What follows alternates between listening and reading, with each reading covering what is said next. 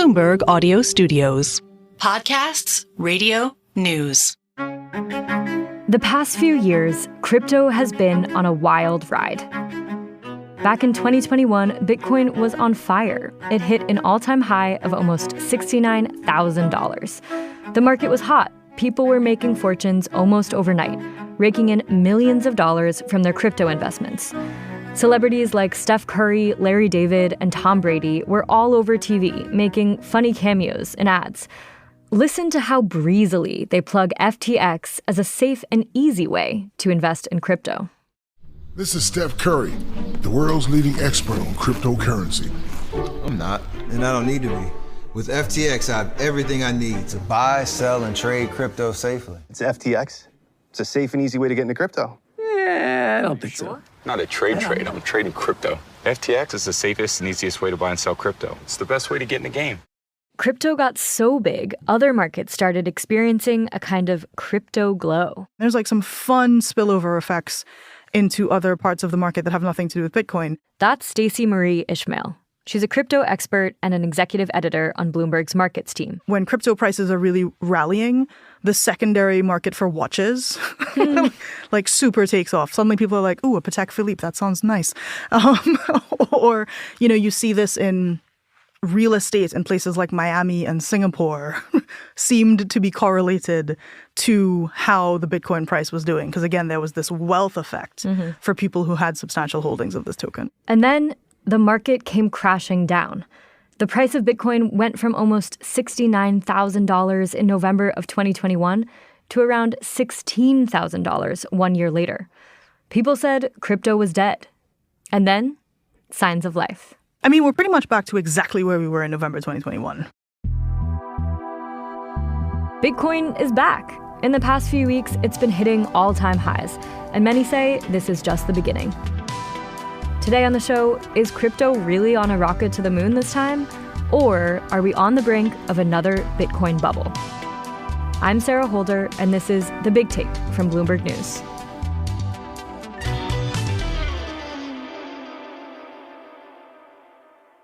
Stacy-Marie, you've been tracking cryptocurrency for years, from when it was on the fringes of financial markets to when it started dominating Super Bowl ads. Was there a particular moment when you realized crypto had gone mainstream? Crypto goes mainstream every few years. This is not a linear progression necessarily. This is more like a series of peaks and troughs. And, in the most recent period, I'd say it was when a bunch of celebrities would go on morning talk shows and talk about their Bored Ape non-fungible tokens. Like that was a strange time. When Justin Bieber was like, "Have you seen my monkey?" Like, okay. Right, the Paris Hilton NFT era. Yeah. This was another brief but iconic feature of the last crypto boom. Justin Bieber and Paris Hilton were among many celebrities going online and on talk shows to talk about how they use crypto to buy digital art. Listen to how proudly and casually Hilton talks about buying an NFT, this picture of a monkey. This is your ape. Are we debuting? It's really cool. Like the hat, the shades. That was when a lot of people were like, what is this? What are we seeing here? But it was certainly not the first time that something like that had happened. I think this was just the most mediagenic moment. What was it like for you as a crypto reporter during that moment? Were people cornering you at parties, trying to get advice? Yeah, there were sort of two reactions where it was like, what do you do? I cover crypto. And they were like, oh my God, or oh my God. Those were the only two options. And, September 11th, 2021 was the day that El Salvador made Bitcoin legal tender alongside the dollar. And just a couple of months later was when Bitcoin reached its first all-time high of close to $69,000. And then the fall.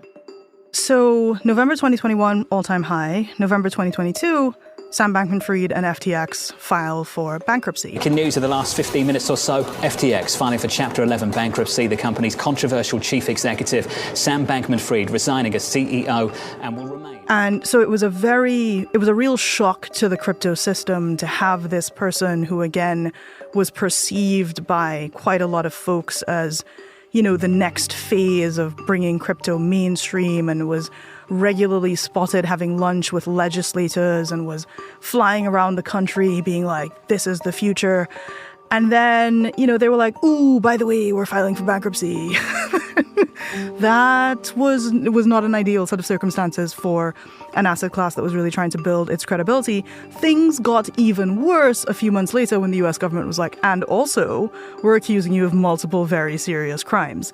So, that was kind of an institutional shock to the system for a lot of folks who had been persuaded that this asset class had really matured and had reached a stage of being trustworthy, to have that image really crumble before their eyes. Right. That's a huge shift from, again, Paris Hilton hawking her NFT to Sam Bankman-Fried declaring bankruptcy and getting pulled into a courtroom in front of a jury of his peers. After the break, crypto is back. But is history going to repeat itself?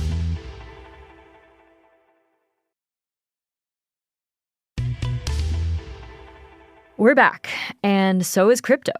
When we left off, SBF was on trial and crypto was imploding. The price of Bitcoin took a dive from almost $69,000 down to $16,000. People had lost their savings, investors were running for the hills, and all of the celebrity endorsers had gone quiet. Some of them were even getting sued. So how did crypto come back from that? How did it recover? It started to recover when one of the, if not the largest asset manager in the entire world, a firm called BlackRock, did something relatively innocuous, which had sent an email to the SEC being like, we would like to get your approval to have something called an exchange-traded fund that would be backed by Bitcoin. And if you are not a finance reporter, that is not an exciting set of words. But if you are a finance reporter or somebody who was paying close attention to the kinds of things that drive mainstream adoption of asset classes, you're like, whoa. So that was your reaction? As a finance editor, 100%. I was like, guys, what are we doing? File stories. We had a sense for a long time that this particular type of fund would be the next big thing for Bitcoin's perception as this is the kind of asset that people can have some faith and credibility to invest in. There had been other types of similar funds launched before, but this particular one was really seen as the test. And the reason it was seen as the test is because it would require the most important U.S. financial regulator, the Securities and Exchange Commission, to effectively say, yes, you can move forward and do this particular thing. And that's exactly what the SEC did in January 2024. And so between BlackRock making that first step in that direction and kind of giving it the veneer of, we are a very large, very reputable, extremely well-regulated financial services company, we think now is the time for this. And the SEC, through a complex series of events, eventually getting to the point of saying, okay, fine, you can all go forward with this thing. That's when, the Bitcoin price really started to aggressively recover back to where it was in the highs of November 2021. I'm still kind of trying to wrap my head around how crypto has come back so completely and why financial institutions are lining up behind it now, because it wasn't just that crypto's price fell during the collapse, right? It seemed like there was kind of a huge societal rupture with crypto, like it was all smoke and mirrors and there was this trial going on. And how did the currency come back from a blow like that and win the trust of the financial institutions? I think a few things are happening at the same time. One is financial institutions are very good at deciding this is how we're going to make money, which is a different thing from saying, we think this is a good idea. And that nuance is important because, I covered the financial crisis. And at the time, before it was a crisis, financial institutions were saying subprime, mortgages wrapped into other things and then resold is a great way to make money. This is working super well for us until it didn't work super well for them. And the SEC, when it was saying, okay, y'all can go ahead and offer this particular kind of product, took multiple sentences of, by the way, we're not actually approving of Bitcoin. We just want to be real clear. This does not imply endorsement of this underlying thing. We think this product, okay, fine, the courts are telling us that we have to. do your own research, quote unquote. And so for folks who are trying to say, well, if BlackRock is doing it or Fidelity is doing it, that must mean that something fundamental has changed about the market. No. The thing that has changed about the market is that these financial services firms have run the calculations, the risk reward, and have said with these appropriate caveats, we are finding that there's enough demand for this particular thing to make it worth our while. Does that mean suddenly that a token issued by somebody who you have no idea who they are or where they're based, and it's called something like dog with hat is, the type of investment that you should bet your savings on? Those are not equivalents. But it's definitely in the interests of certain folks in the market to argue that those are equivalents. And if you listen really carefully, which is my job, if you listen really carefully to what a lot of folks in traditional finance are saying, they're much more measured, right? They're not kind of arguing that this is a fundamentally transformative moment in crypto. And then you have CEOs like Jamie Dimon of JP Morgan, whose favorite thing to do is just trash Bitcoins. This is the dumbest idea of all time. I could care less what Bitcoin trades for, how it trades, why it trades, who trades it. If you're stupid enough to buy it, you'll pay the price for it one day. And yet, JP Morgan does use blockchain technology. JP Morgan's clients are very interested in how and whether they can make money on these things. And so, the job that we always have as financial reporters and financial editors is try to help people understand this is what's happening in the market. This is what the effects of that are on prices. But the fact that prices are going up does not necessarily mean that this is objectively good or bad. It just means the prices are going up. Right. So can you give us some context on the highs we're experiencing today? How do they compare to the previous set of all-time highs? I mean, we're pretty much back to exactly where we were in November 2021, right? We have not yet reached a real breakout point above that, which is probably something closer to 75,000 for Bitcoin or 80,000 for Bitcoin, because, between 65 and 70 is where we were the last time. And then the market just went whoosh, all the way down. So if we start to see that we are holding above 75 or 80, that does represent a different stage from where we were the last time everyone was having a really good day. There are some projections, and there have been for a long time, that Bitcoin will hit 100,000, which would, is not outside of the realm of possibility if you look at some of the run-up over the past couple of weeks. But what has often happened is folks hit a kind of a ceiling, and then they get a little bit freaked out. they're like, that seems really high. And what happens in those environments, and you see this with all sorts of things, you see this with stocks, is a behavior called profit taking, which means let me convert my paper gains into real gains. And so I am now going to sell. Mm-hmm. And buy a watch. Or, a yacht or whatever. And that's really the kind of what we've seen in the crypto market over the past few, I'd say the third into fourth week of March is really people consolidating positions and being I feel good about 70. Mm-hmm. I'm going to get out while I'm ahead. Right. So there's a level at which people are saying this is maybe too good to last. Yeah. And that's they where we are are learning right those lessons, and they're going to sell so they can take advantage of the opportunity and the moment. Until potentially we get to 80, and then that becomes the new level, right? Mm-hmm. So it's sometimes in finance, you'll hear people talk about psychologically important thresholds, which is a fancy way of saying big round numbers. And the current big round number is 70. The next big round number is 80.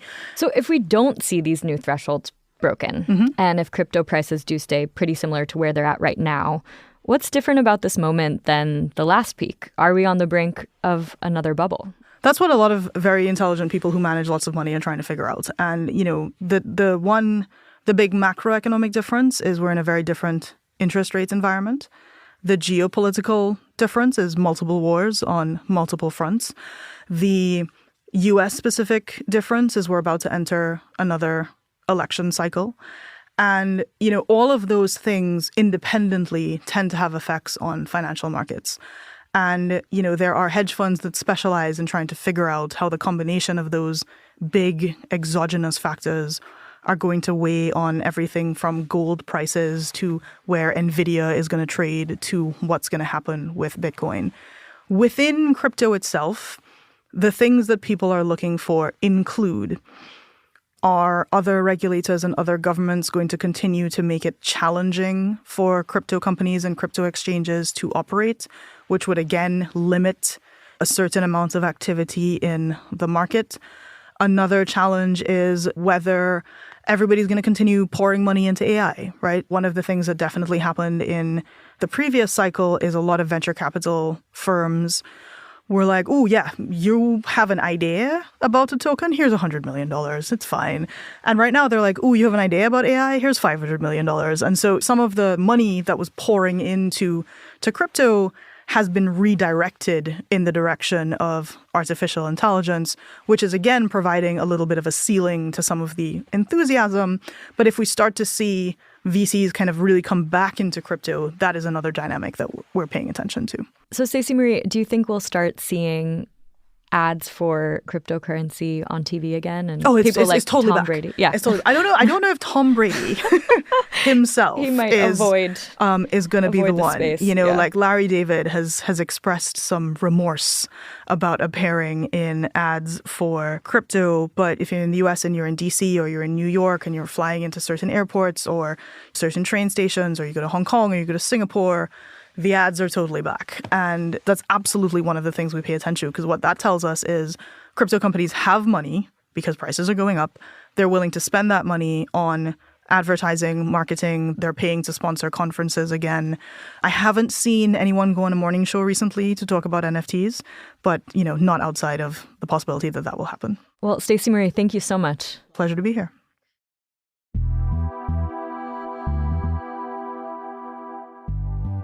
This is The Big Take from Bloomberg News. I'm Sarah Holder. This episode was produced by David Fox. It was edited by Stacey Vanek Smith and Dave Litka. It was mixed by Alex Sugiura. It was fact-checked by Stacey Renee. Our senior producers are Naomi Shavin and Elizabeth Ponso. Nicole Beamsterboer is our executive producer. Sage Bauman is our head of podcasts. Thanks for listening. Please follow and review The Big Take wherever you listen to podcasts. It helps new listeners find the show. We'll be back tomorrow.